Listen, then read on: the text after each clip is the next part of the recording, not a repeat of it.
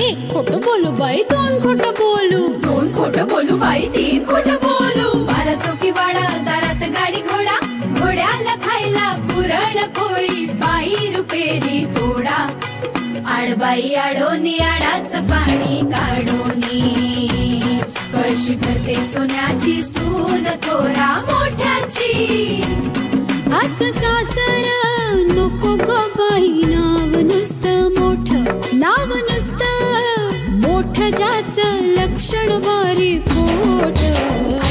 पैलमा गणेश देवा, माझा खेळ मांडला करीन तुझी सेवा, करीन तुझी सेवा मला हवा करतार, चंद्रपोळी चौकडीत माझा संसार. 3 दगडांची चूल फुंकणे निखारे, मुठभर जोंधळात सुख माझे सारे. नांदा सौख्य भरे, नांदा सौख्य भरे, नांदा सौख्य भरे, नांदा सौख्य भरे.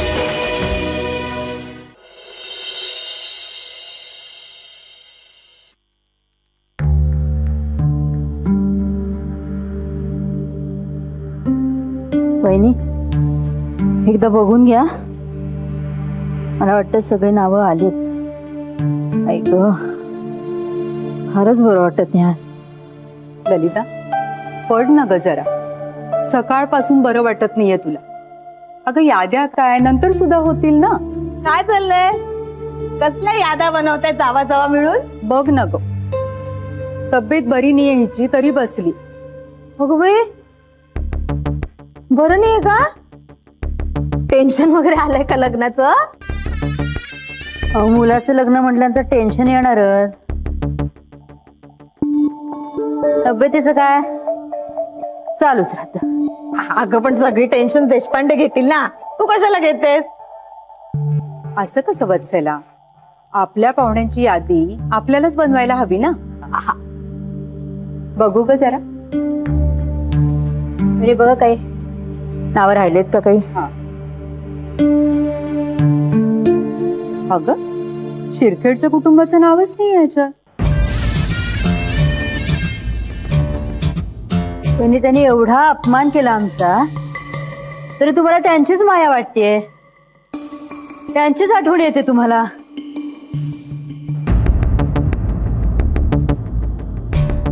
अगं बाई असं काही झालंय का, म्हणजे मोठ्या घरची मंडळी येणार नाही साखरपुड्याला. म्हणजे असा काय अपमान झालाय की घरचीच माणसं घरच्या कार्याला नाही आहेत. अगं तसं काही नाही ग, म्हणजे छोटे मोठे वाद आता होतच असतात ना कुटुंबात. साखरपुड्याला नाही ना आले तरी लग्नाला नक्की येतील शिरखेडचे लोक. अगं ललिता काय, ती आपली असंच रागात बोलून गे. हो ना ग ललिता. वतनदार आहोत आपण बहिणी, छोटे अपमानही नाही विसरत. बर म्हणून तू त्या दिवशी साठे गुरुजींना बघून घाबरत होतीस का ललिता. साठे गुरुजी इथे मुंबईत आहेत, मला सांगितलंच नाही कोणी.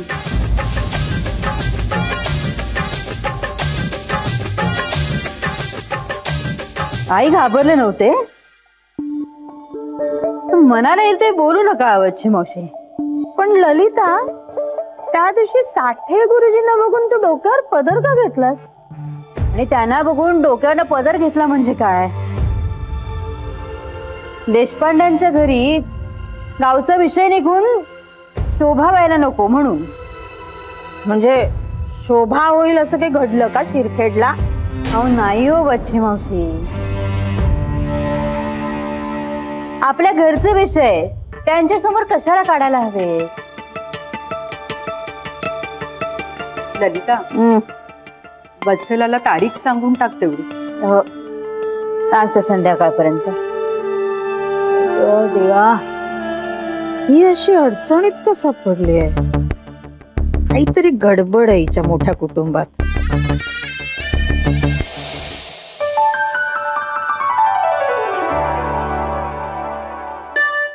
अनिता अगं तुझं ताकाचं झालं की नाही, मी भजी तळायला घेते. हो हे होतच आलं. आणि बायानो 2 घास जरा जास्तीचेच करा ग. अगं ती वच्ची सुद्धा येणार आहे ना, तिला डब्यात भरून द्या, तिच्यासाठी आणि तिच्या नवऱ्यासाठी. बिचारी चांगली आहे ग, आपल्यासाठी दिवसभर वणवण करत असते. घरी जाऊन स्वयंपाक करणार, कंटाळत असेल ग बिचारी. हो आई, आणि त्यांच्यासाठी ती घाटावरची चटणी सुद्धा बाजूला काढून ठेवली. त्यांना आवडली होती ना, मागे मागत होत्या नाही का. आता आपण सगळ्यांनीच घाई करायला हवी. दोघींचा साखरपुडा एकदम करतोय आपण. कामं होऊन जातील, पण मला जरा खर्चाची काळजी वाटते. खर्च अगदी डबल नाही तरी 1.5 होईलच. अगं वसंतानी सांगितलंय ना सगळं नीट होईल म्हणून, कशाला काळजी करतेस. आणि हे बघ, आपल्याला चांगली माणसं भेटली आहेत बरं का, ती नाही अडवून दाखवायची. तुम्ही फक्त पदर खोचून कामाला लागा म्हणजे झालं. गणपती सुद्धा उंबरठ्यावर येऊन ठेपलेत. बहिणी, तुम्ही नका ना काळजी करू. अहो, लग्न म्हटलं की खर्च कमी जास्त होणारच, आणि यादीप्रमाणे होणार नाही हे तितकंच खरं. पण तसं जर झालं तर आम्ही दोघे आहोत ना, आपण करूया काहीतरी. अगं पण सगळं एकदम संपून कसं चालेल. तुझ्या धाकट्या दोघी आहेत ना अजून. झाली तुमची सुरुवात. मला सांगा तुम्ही, स्वानंदी आणि संपदा आमच्या नाही आहेत का. आता त्या दोघींचं चाललंय की नाही. नाही, तुम्ही ना आता काही बोलूच नका. आपण चौघांनी मिळून आधी मोठ्या दोघींचं करायचं, आणि मग आपण चौघांनीच मिळून धाकट्या दोघींचं करायचं. आता झालं, ठरलं, आता चर्चाच नकोय. हे देवा परमेश्वरा, आम्ही मुलांना फार काही देऊ शकलो नाही, पण दोन्ही मुलं कशी अगदी गुण्या गोविंदानी संसार करतायत. आणि माझ्या दोन्ही सुना तर एकीच्या मुलीसाठी दुसरीचा जीव तळमळतो.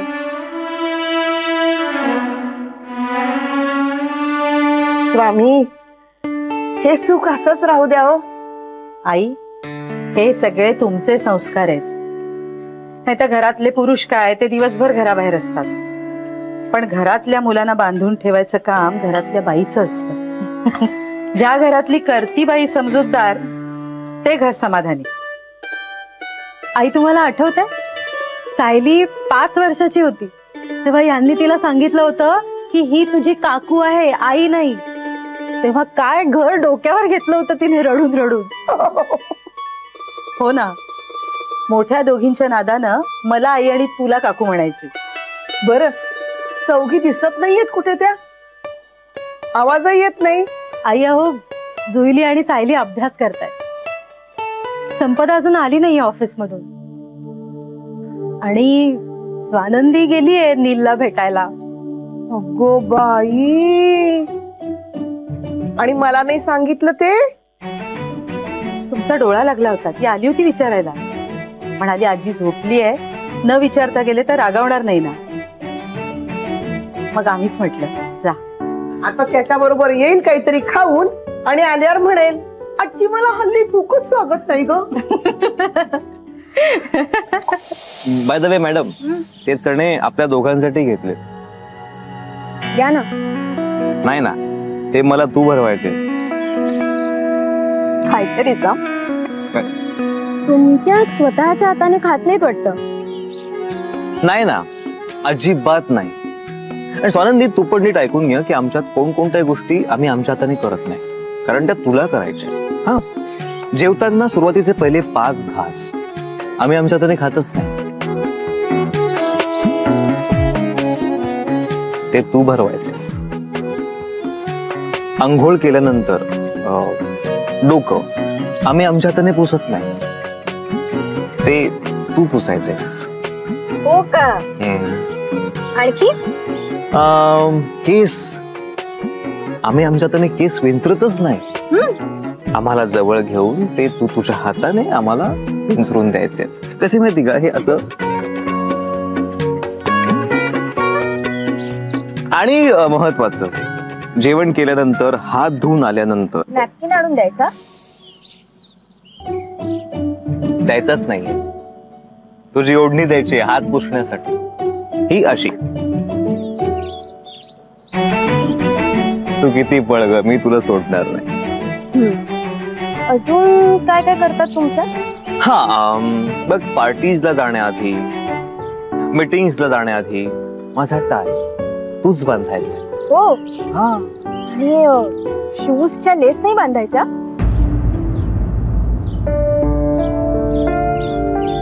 प्लीज, काय बोलतेस तू? तुझी जागा माझ्या पायाशी नाहीये, इथे हृदयात. तुम्ही एवढे सिरियस का झालाय? मी ना तुमचा मूड असा चेंज करून टाकते. मला सांगा, 25, 27, 28, 29 कुठली तारीख तुम्हाला आवडते?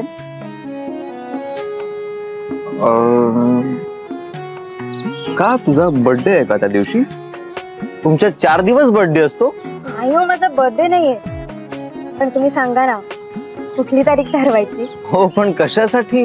नाही, आधी तुम्ही सांगा ना तारीख. नाही, बेसिकली या 4 तारखांना मी नाहीच इथे, मी जर्मनीला चाललोय.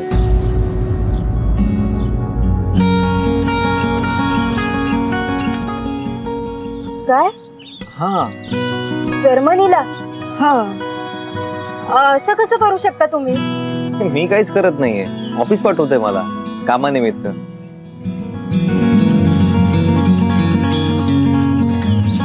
का ग, काय काही प्लॅन होता का? म्हणजे तुम्हाला काहीच माहित नाही? नाही, आणि प्लॅन असेल तरी प्लीज काय करू नकोस, कारण काय माहिती का, मी खूप बिझी आहे, मला पॉसिबलच होणार नाही ना. आपला साखरपुडा आहे त्यापैकी एका दिवशी. हो.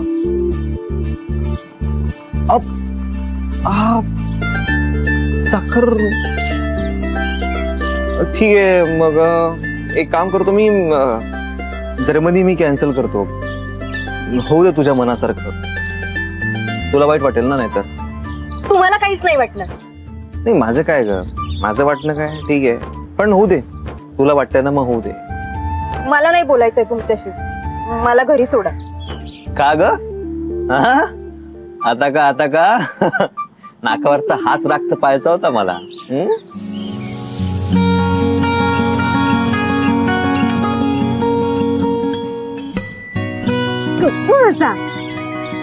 ओ, एक मिनिट. घरून फोन आहे. हॅलो नील भाऊजी, तुम्ही लवकर घरी या, आईंची तब्येत खराब झाली. काय? हो, त्या अचानक चक्कर येऊन पडल्या. मी डॉक्टरांना बोलावलंय. वहिनी, मी लगेच पोहोचतो. बरं. काय झालं? अगं, आईची तब्येत बिघडली, आपल्याला निघावं लागेल. बिघडली म्हणजे? ते नंतर सांगतो मी तुला, आपण निघूया. चल. मी येऊ बरोबर? नाही नाही, मी तुला ड्रॉप करतो, घरी पोहोचून तुला फोनवर कळवतो. हा, चल.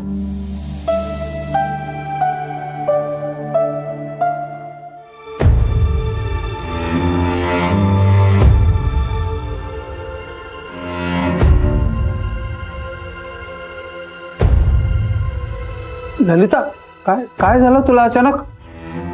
ठीक आहे, ठीक आहे, तुला बोलता येत नसेल तर नको बोलूस. काय झालं ग निलिमा? अचानक चक्कर आली आणि कोसळल्या. अरे बाप.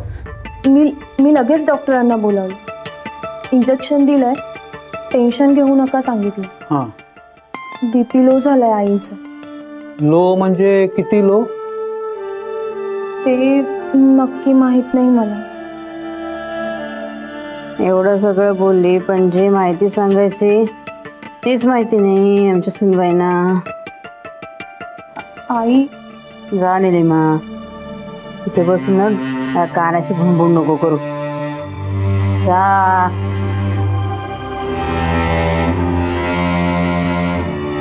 तिका डोक्याला काळजी आता ह्याची एक बडबड चाललेली असते. ललिता, तर कशाला चिडचिड करतेस? तुझी तब्येत बरी नाहीये.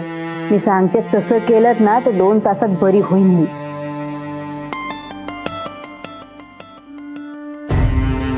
तू जरा शांत राहा बघू. आता मी शांत राहिले ना तर आपली सगळ्यांचीच वाट लागेल. तसं होऊ नये असं वाटत असेल तर त्या साठे गुरुजींचा काहीतरी बंदोबस्त करा. तुझा काय बंदोबस्त करणार? त्यांना जमीन दिली तरच ते गप्प राहणार. टोका सगळे आपल्याला करता येणार नाही आणि त्यांना जमीन देता येणं शक्य नाही. का शक्य नाहीये? बहिणींच्या नावावर असलेली शेवटची जमीन आहे. त्या जमिनीच्या भरोश्यावर तर आपण इंद्रनीलच्या लग्नाचा घाट घातलाय ना. अहो ते माहितीये मला. मी खोटी कागदपत्र करण्याबद्दल बोलती. खोटी कागदपत्र? थोडं आश्चर्य वाटण्यासारखं काय आहे? हे सगळे कारभार का पहिल्यांदा करतोय आपण? आणखी एकदा करा आणि त्या साठीला वाटेल लावा. हे आपल्या गावचेच आहे, वच्ची मावशीनं कळलंय. जास्तीची विचारपूस केली ना तर वच्ची मावशी कशाला करते येईल विचारपूस? माझंच चुकलं ना. गुरुजींना अचानक समोर बघून मी घाबरले. मग ते वच्ची मावशींच्या नक्की लक्षात आलं असं. आणि त्या जर या प्रकरणाच्या खोलाशी जायला लागला ना तर पंचायत होईल. त्यामुळे काही करा आणि त्या साठे गुरुजींना खुश करा.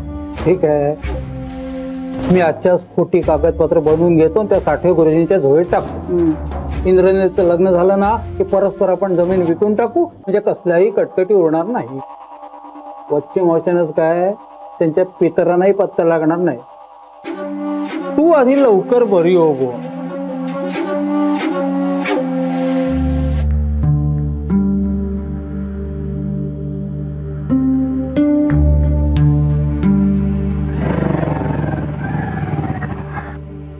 आलात का? वच्छ्यात त्या आई आणि आजी काळजी करतायत का? नाही ग, त्याच्यासोबत गेली होतीस ना, मग असली काळजी. तरी पण जा बाई, मी आपली तुमची साखरपुड्याची तयारी कुठवर आली हे पाहण्यासाठी आले होते. आईने ना भजी घालून कढी केलीये, मला पण दिला डबा. वच्ची मावशी, मी निघू? का रे बाबा, का घाईत? सासूच्या हातची कढी खाऊन जा. नाही नाही, मला निघायलाच हवं. इनफॅक्ट मी तुम्हालाही सोडलं असतं, पण घरून फोन आला होता. आईची तब्येत अचानक खूप बिघडली आहे. अरे देवा, मला जावं लागेल. तिला बघितल्याशिवाय मला चैन नाही पडणार. हो नाही, निघा तुम्ही आणि सांभाळून जा. मी येतो. हो, नीट जा. नीट जा.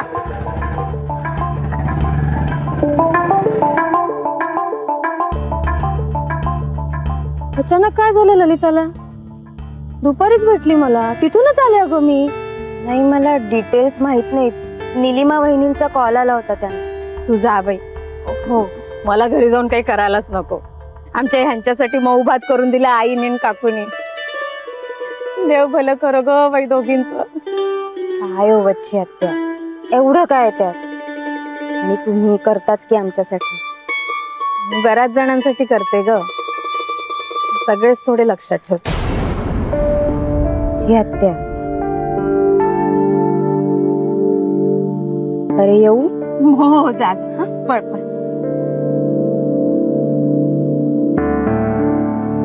काय झालं असेल ललिताला? मी भेटून आल्यावरच तिची तब्येत बिघडली. या सगळ्या प्रश्नांची उत्तरं साठे गुरुजींकडे असतील. पडा घर पोकळवा असा काहीतरी गोड बंगाल आहे. आई काय ग हे? कळवं असू नये रे. इंद्रनील मोठा झालास तू आता. हो, पण तू आई आहेस माझी आणि आईच राहणार आहेस. त्यामुळे तुला काही झालं ना तरी माझा जीव कासावीस होणारच आहे ना. टेन्शन मध्ये चक्कर आली होती मला बाबा, बाकी काही नाही. असा कोणता त्रास आहे की तुला चक्कर आली, तुझं बीपी लो झालं? हा बाबा, साखरपुडा जवळ आलाय ना, त्याचा ताण असेल. साखरपुड्याचा कसला ताण? पण आणि ताण येणार असेल ना तर आपण साखरपुडा पोस्टपोन करूया. अरे काही गरज नाही ठरल्या दिवशी साखरपुडा करण्याची. अरे असं कसं म्हणतोस तू? आता कसं पोस्टपोन करता येईल साखरपुडा? त्या देशपांड्याने किती धक्का बसेल. काही धक्का बसणार नाही त्यांना. हवं तर मी बोलीन त्यांच्याशी. तुझ्या तब्येतीपेक्षा मला इतर काही महत्वाचं नाही आहे. अरे मी नाही टेन्शन घेणार, मी पटकन बरी होईल. आता चालस तू आणि तुला टेन्शन दिलं. आई असं का बोलतेस तू? तू टेन्शन देणार आहेस का मला? आणि काही कामात नव्हतो मी, स्वानंदी बरोबर होतो. आणि किती कामात असतो ना तरी सगळी कामं टाकून आलो असतो मी तुझ्यासाठी. तू आधी स्वानंदीला कळव, ती उगाच बिचारी टेन्शन घेईल. करतो. तुला बरं वाटतंय ना? पण हो मला बरं वाटतंय. तू आधी स्वानंदीला कळव. जा, अरे जा, उठ.